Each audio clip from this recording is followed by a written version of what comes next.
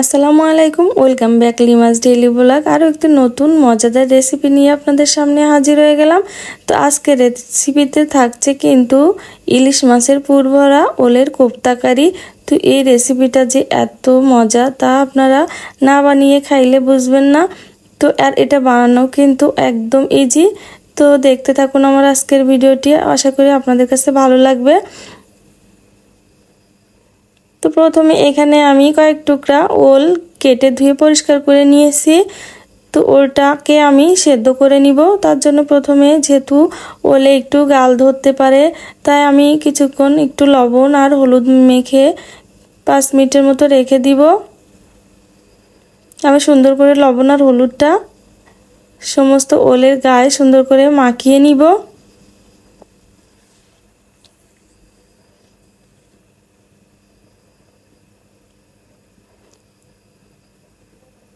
তো সেই ওলটা কিন্তু আমি আজ প্রেসার কুকারে সেদ্ধ করব, তার জন্য একটা প্রেসার কুকার নিয়ে নিয়েছি। আর ওলের টুকরাগুলো আমি প্রেসার কুকারে দিয়ে 1 কাপ মতো পানি দিয়ে দিয়েছি সেদ্ধ করার জন্য। তো প্রেসার কুকারের মুখটা আটকিয়ে আমি এখন চুলাতে বসিয়ে দিব। তো 2টা সিটি দিয়ে নিলেই আমার ওলটা সেদ্ধ হয়ে যাবে। তো আমি এখানে ইলিশ মাছের যে পুরটা রেডি করার জন্য আমি এখানে ছোট বড় মিলিয়ে 3 টুকরা ইলিশ মাছ নিয়ে নিয়েছি। তো এখানে খুব বেশি ইলিশ মাছ লাগবে না। তারপরে লবণ হলুদ মাখিয়ে আমি মাছটা কিন্তু ভেজে নিব। তো এখানে কিন্তু আপনারা অন্য মাছও দিতে পারেন। তো যেহেতু ওলের সঙ্গে কিন্তু ইলিশ মাছটা ভালো যায়, তো তার জন্য আমি কিন্তু ইলিশ মাছটাই নিয়েছি। তো চুলাতে একটা প্যান বসিয়ে দিয়েছি, দিয়ে দিলাম কিছুটা তেল। তেলটা গরম হইলে আমি এখন ইলিশ মাছের টুকরাগুলোকে ভেজে নিব। তার জন্য আমি তেলের ভিতরে মাছের টুকরাগুলো দিয়ে দিলাম।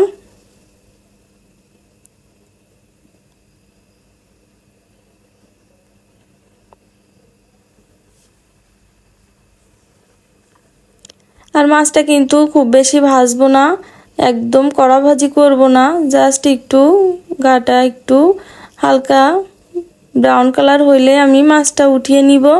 তো উঠিয়ে পাল্টিয়ে আমার মাছটা কিন্তু দেখুন ভেজে নেওয়া হয়ে গেছে।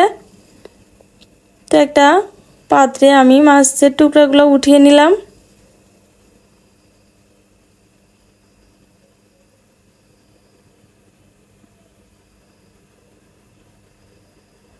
তারপরে ওই তেলের ভিতরে আমি এখানে 1 কাপ মতো পেঁয়াজ কুচি দিয়ে দিলাম। আমি পেঁয়াজটাকে একটু ভেজে নিব, আর একদম বেরেস্তাও করব না, মানে একটু হালকা নরম নরম থাকবে।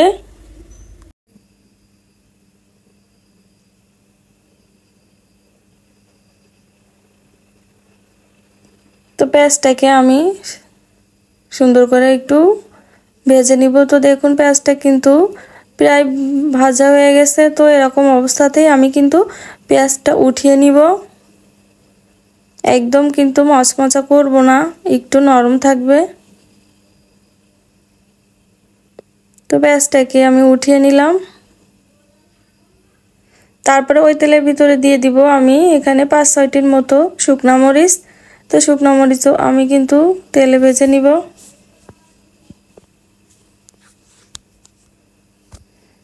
দেখুন একটু লাল লাল করে মরিচটাও ভেজে নিলাম। তারপরে এই মাছের কাঁটাগুলো আমি এখন বেছে নিব। তো মাছটা ঠান্ডা হইলে আমি, যেহেতু ইলিশ মাছে কিন্তু অনেক কাঁটা থাকে, তো আমি আস্তে আস্তে খুব সাবধানে মাছের কাঁটাগুলো সব বেছে নিব।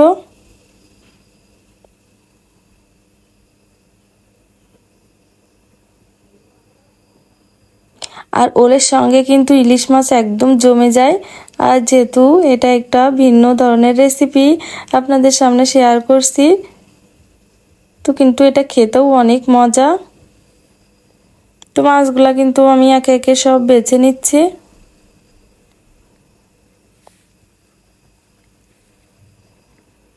তো দেখুন আমার মাছগুলো বেছে নেওয়া শেষ। তো এখন আমি এই মরিচটাও কিন্তু হাতে মেখে নিব।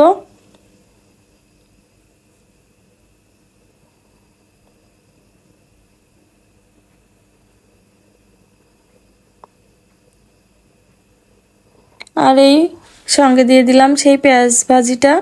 তো পেঁয়াজ ভাজাটা দিয়ে আমি মরিচের সঙ্গে সুন্দর করে মেখে নিব। আর দেখুন এদিকে আমার ওলটাও কিন্তু সেদ্ধ হয়ে গেছে। তো এর অর্ধেকটা আমি ওলের সঙ্গে দিয়ে দিব, আর অর্ধেকটা কিন্তু আমি মাছের সঙ্গে মেখে নিব। তারপরে হাত দিয়ে আমি সুন্দর করে ওলটা ম্যাশ করে নিব।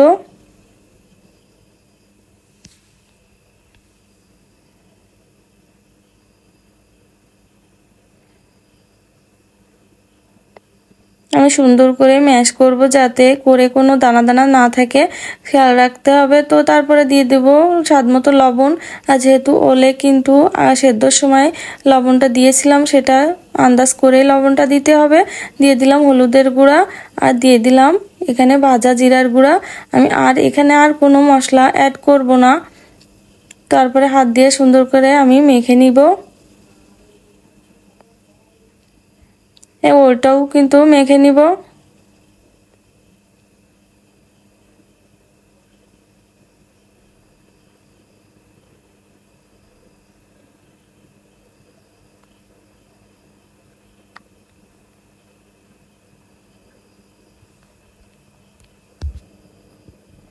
তো এখানে কিন্তু আমি আর কোনো মশলা অ্যাড করিনি, যেহেতু এখানে আদা রসুন দিলে কিন্তু একটা কাঁচা গন্ধ আসতে পারে, এটা কিন্তু খেতে ভালো লাগে না, তার জন্য আমি কিন্তু দেইনি।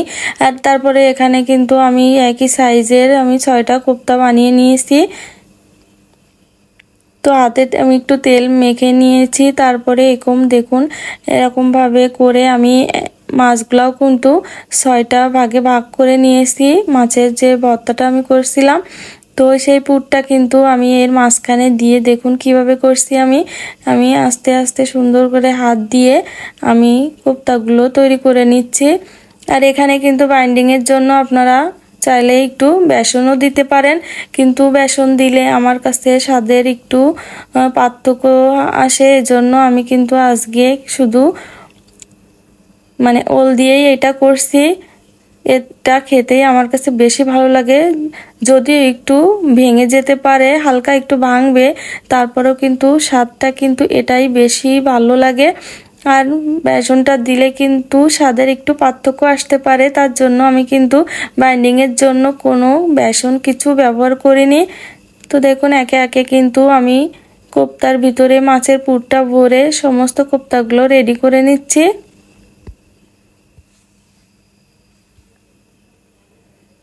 তো দেখুন আমার কোপ্তাগুলো কিন্তু রেডি। আমার এখানে 6টা কোপ্তা হয়েছে।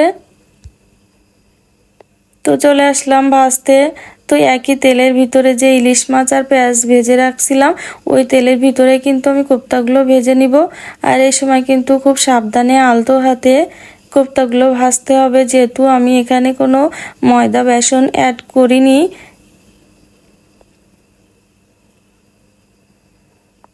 তো আস্তে আস্তে কিন্তু আমি একটু নেড়ে চেড়ে ভেজে নিব।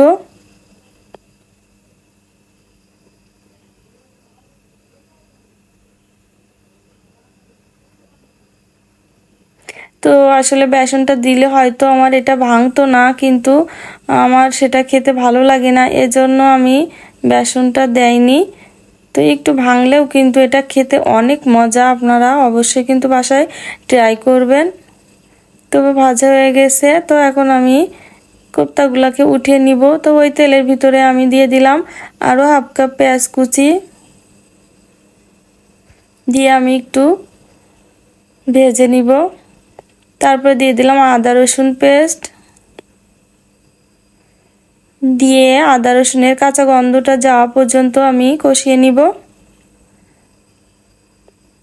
দিয়ে দিলাম স্বাদ মতো লবণ, হলুদের গুঁড়া 1 চামচ, মরিচের গুঁড়া 1 চামচ, জিরার গুঁড়া দিয়ে দিলাম 1 চামচ, আর গরম মশলা গুঁড়া 1 চামচ, দিয়ে আমি সমস্ত মশলাটা কষিয়ে নিব।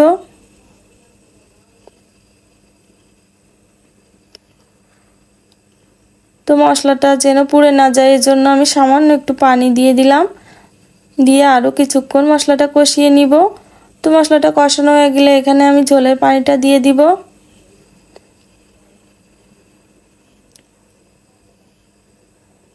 তো এখানে বেশ আমি 1 কাপ মতো পানি দিয়েছি আর দিয়ে দিলাম কয়েকটা কাঁচামরিচ।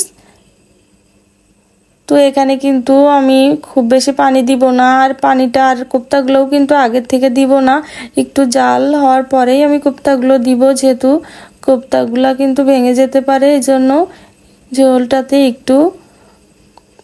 ঝোলটা কমিয়ে তারপরে আমি কোপ্তাগুলো দিয়ে হালকা করে নেড়ে দিব। তো কোপ্তাগুলো দিয়ে দিলাম, দিয়ে আমি হালকা হাতে নেড়ে দিব।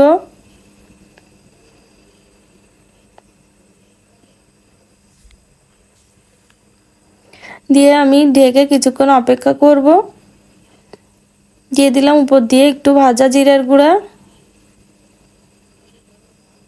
আর জালটা কিন্তু লো হিটে রাখছি।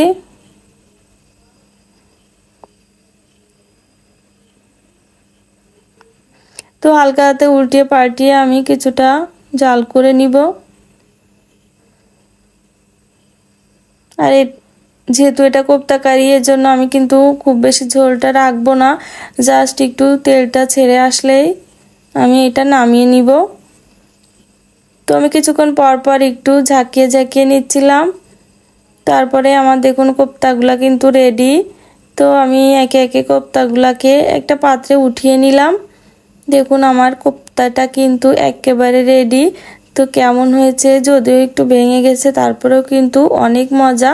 তো একটা কেটে দেখাচ্ছি, দেখুন ভিতরটা একদম ইলিশ মাছের পুর ভরা, মানে খেতে যে এতটা মজা, তা আপনারা বাসায় ট্রাই করে না খাইলে বুঝবেন না। অনেক মজা এই কোপ্তা কারিটা।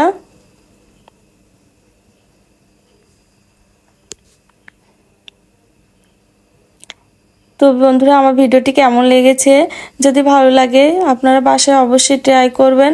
আর ভালো লাগলে আমার ভিডিওতে একটা লাইক শেয়ার করতে ভুলবেন না। আর ইউটিউব থেকে দেখলে সাবস্ক্রাইব করবেন। আর এমন মজার মজার সব ভিডিও পেতে অবশ্যই আমার পেজটিতে ফলো দিয়ে রাখবেন। দেখা হবে নেক্সট কোনো ভিডিওতে। ততক্ষণ পর্যন্ত ভালো থাকুন, নিরাপদে থাকুন। আল্লাহ হাফেজ সবাইকে।